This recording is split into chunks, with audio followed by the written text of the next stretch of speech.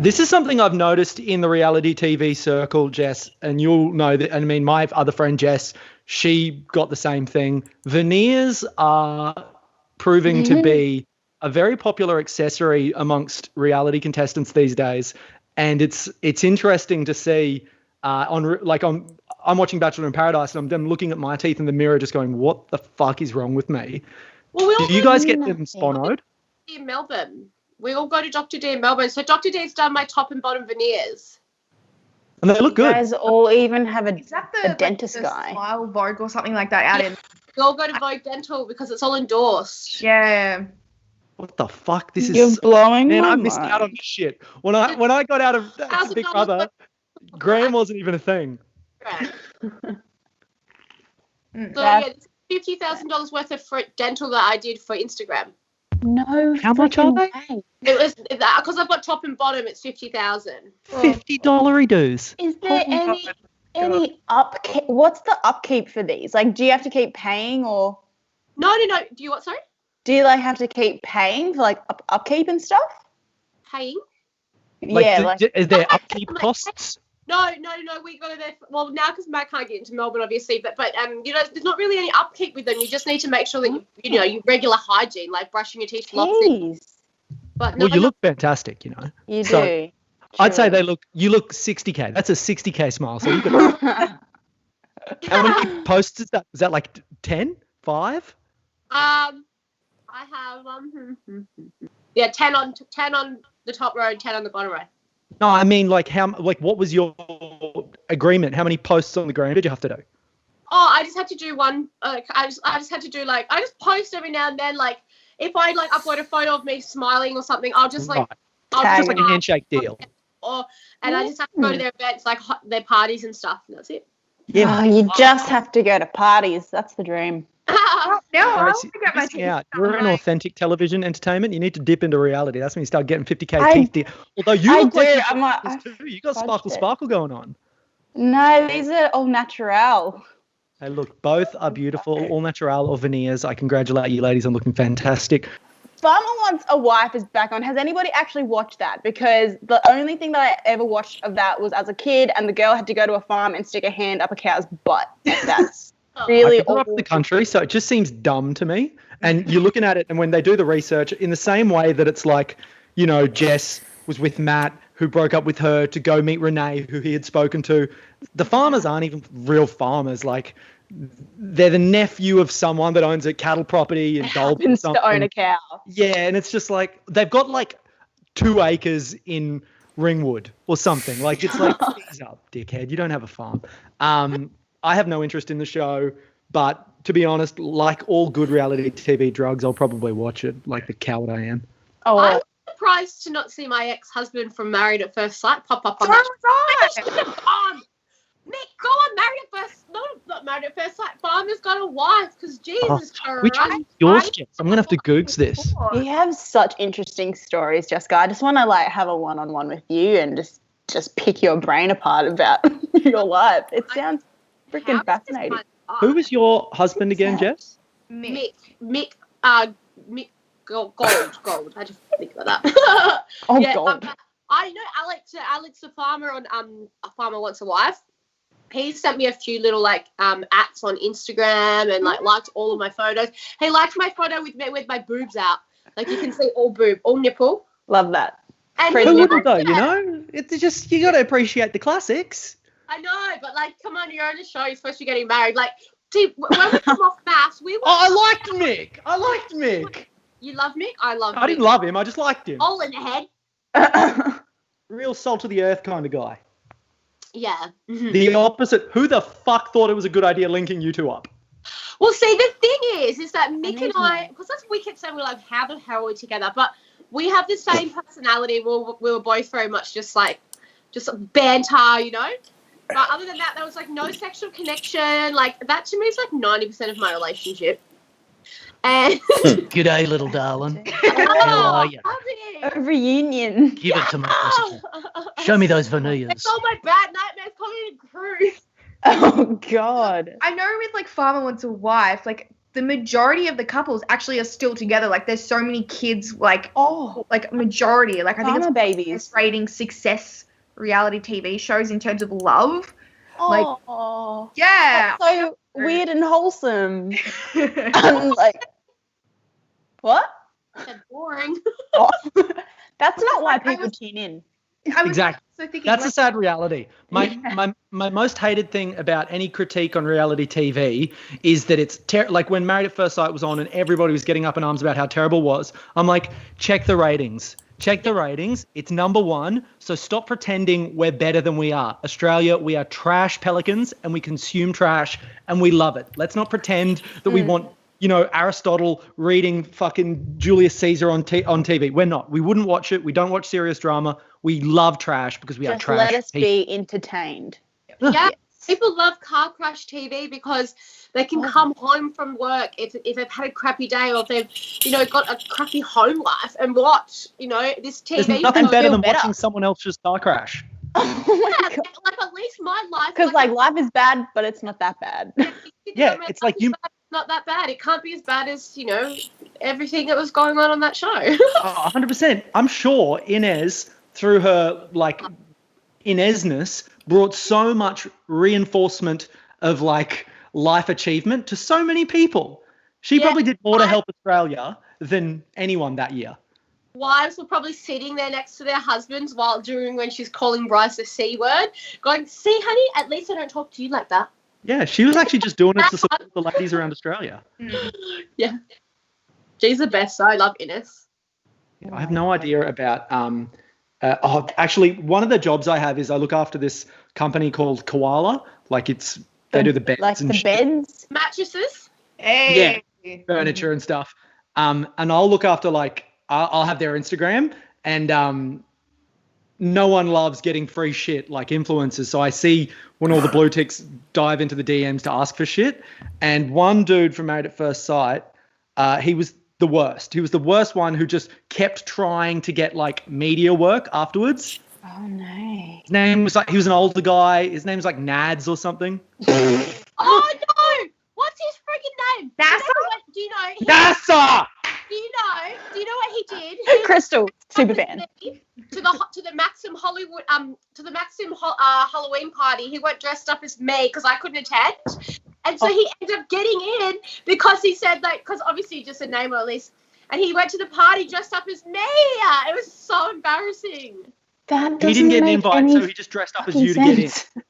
Yeah, and because it was so funny, everyone was just cracking up. Because he got invited the year before, but so yeah, he ended up just going dressed up as me. It was freaking weird because he doesn't like me.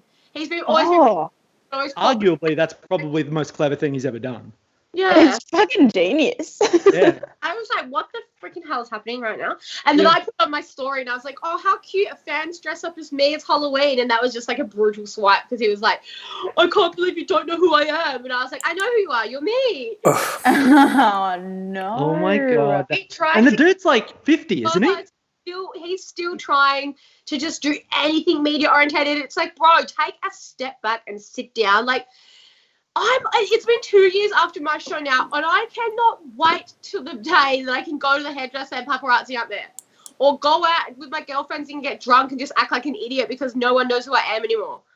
Why would you want to? Who has it the worst? Do you think of all reality TV in Australia? Who do you think? I know Sky Wheatley has done good things on YouTube, and I use the word good things very loosely. She's done things on YouTube. Who from reality TV do you reckon, let's say 2 years down the line, has it the hardest in terms of recognition? I think a lot of the bigger people probably from in our season of Mass, and then also Bachelorette, but that's because now it's popping up again for BIP. But I can't go anywhere without people coming up for photos. You sit down at a restaurant, not that I care, please, I don't want to come across that I mind because I don't. I'm always polite. But I can't even just have a dinner with a normal guy, go on a date because people will come up, and I try to date people that don't really watch a show or really know my name from reality. Probably and so option. Halfway through dinner, they'll go, "Oh, what was that about?" And then I'll be like, "Oh," and I have to explain to them I was on a show, and then they go home and Google me and fanboy out, and then I have to break it off. What's online dating like for someone with a modicum of recognition like yourself? Because you're already sort of a fairly, aesthetically put together girl. So guys would probably be painful on the internet anyway. Or even just normal like friendships. Like, what's it like creating a real friendship or relationship with anyone? In the Gold Coast, that'd be tough. Yeah. Moved here for Dan. That was my partner. And here on the Gold Coast, everyone's just about, fame and what they can gain from you. I actually only have very, very few close friends that I've been able to have in my circle here because, it's definitely like slowed me down dating, and it's definitely slowed me down with people because I just think everyone's nice. And I just go through my life like, la, la, la, whatever, like everyone's nice, everyone's having a great time. Everyone's evil, Jess. They all have an ulterior motive. The worst, Jessika. They all want to leech your fame. They want you to act. They want veneers, okay? All they want are teeth. Like, you'll take a photo with them, and if I upload on my story, they're like, oh my God, did you tag me? And I'm like, oh, that's so cringe, bro. No, bro. Hey, I forgot what I was going to say. What was I going to say? Do you look as a regular, when I was a single person in the dating scene, like once you match with someone, you then sort of maybe progress to Instagram or that level. And then obviously maybe some of the sexting starts.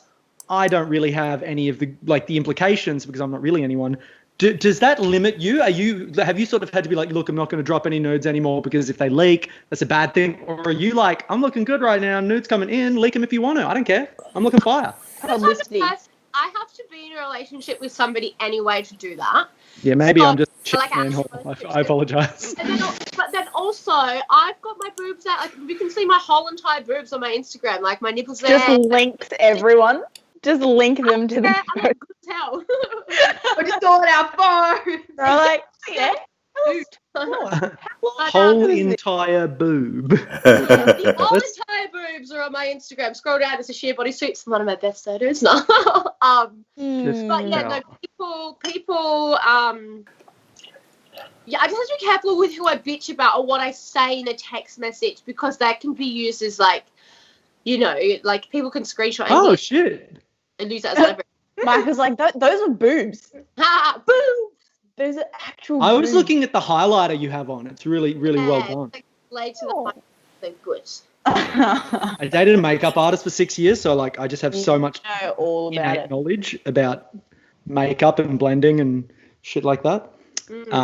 Well, that's good. I believe that's going to be one of those amazing things. Like in 50 years' time, you won't be able to be like prime minister unless you've got a nude out there. Because right now, that would ruin your political career.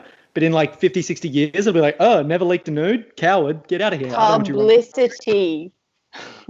But it doesn't have to be bad. I think they're viewed as bad. So I think normalizing it's probably a healthy thing. So there's no shame involved in revenge porn and things like that. There's a law. You actually can't. You're legally not allowed to leak people's nudes or anything. One of my ex-boyfriends has a lot of bad videos and pictures of me, things that I don't even want to watch them back. And when that law came in, I was really happy because yes, couldn't be blackmailed against it. And it's so good because it's genuine 5-year prison sentences too. It's yeah. So women are protected a lot more now, and men. But I don't know. I think I'm more just very wary of what I say in messages to people because I've had them come back and bite me. There's a really great comedian called Bert Kreischer, and he does a lot of podcasting. That's sort of how he got big. And he would be doing so many podcasts and he'd be so just talking casually like we would here, in that you just want to make fun content. So you say shit for the sake of saying it. And then I'll write, he'll run into someone and they'll be like, why'd you say that shit about me? He's like, I can't even remember. What did I say about you? And he said, if I ran into Kieran on the streets, I have no ill will towards the dude. But as a reality TV contestant, you have to be okay with any nuance of your personality being embellished and played on by anyone in the comedy world because it's just what you sign up for. But I'm going to get punched in the head at Bondi, no doubt. You can't be upset. See, this is a whole. I had a problem with Stacey Hampton from this season's Maths because I was recapping this season's Maths for New Idea in Who magazine, and basically, I know that they're highly edited. I know that you're probably not the person that they're portraying you to be on television because it's happened to me. But if you cannot go on reality TV and not expect scrutiny and not expect an opinion put on you. And Stacey, I didn't like her on the show, and I said a few things that obviously upset her. It wasn't her, I'm the only person I was slagging out. Irregardless, she sent me through a cease and desist letter. It wasn't even written. It was written on like a Word document. I basically sent it back and laughed. Okay, boomer. My lawyer just laughed. And I said, yeah, if I was sending cease and desist letters to people that said shit things about me, I would be doing it all day, every day. Like, who cares? Oh, was she the one with Mick Goonan? Was she the one with Mick Goonan or Mike Goonan? Yeah, Mike Goonan. Yeah. So yeah, I'm friends with his sister from Adelaide, and it was always funny because they own an ice factory, and the recreational drug ice is quite big in Adelaide. So it was always a fun joke of ours to say that they were ice dealers. All your lives are so intertwined. Well, I only know that because the 5AA breakfast radio host in Adelaide, Andrew Hayes, was one of my best friends, and he dates Cara Goonan, who is Mike's sister. And you know Adelaide's got a population of about 42, so you just know everyone eventually. Jeez. And so Farmer's got a wife. Yeah. We've milked that topic. Speaking of Farmer's got a wife, hate it. I have something with that. So, like, with Farmer Wants a Wife, like, I wasn't paying any attention to it this season. Mm. And then all of a sudden, like, I put a post up on Facebook about body positivity and all that stuff. And one of the contestants, I don't even know who she is, started following me. She liked the photo and followed me. And I was like, who the hell are you? And I'm like, I don't know you. And I was like, oh. And I'm like, oh, you're in Farmer Wants a Wife. Do I want to watch the show? I don't know. Okay, I've never watched it. What's the format? How many girls are there? How many guys are there? Is it sort of like they give them like a hay bale and that like a sit or something? You get a cow. You get a full cow. Oh, I think there's like 5 or 6 farmers, and then every person I think gets 6 to 8. Don't quote me because I'm not watching, but I think it's only from the stuff I've seen the promos on. It sounds so fucking dumb. IMDb just says city meets country in this fun-filled Australian series. 6 lonely farmers on the road to romance choose between hundreds of prospective partners. Hundreds? I want to choose hundreds. But look, here's my issue with that. I think Australia has like this cultural, like subconscious obsession with farming. But as someone who grew up in central Queensland on a farm, farms suck. Like, they suck. And no one in the city, like, if you move from, like, the country to the city, it's like, oh, this is cool. I've got cafes and, like, I can get mail. That's fun. And the internet exists. If you have lived in the city, like I see a lot of these girls from the show, they live in the city and they're like, oh, yeah, I want to go to Gundawindi. No, you don't, Rebecca. You fucking don't, dude. You have no like, idea. Google does not deliver overnight. Like, there is no UFO. Like, it just seems insane. To me, it should be like tech startup founder wants a wife. That would be something that probably makes more sense to me.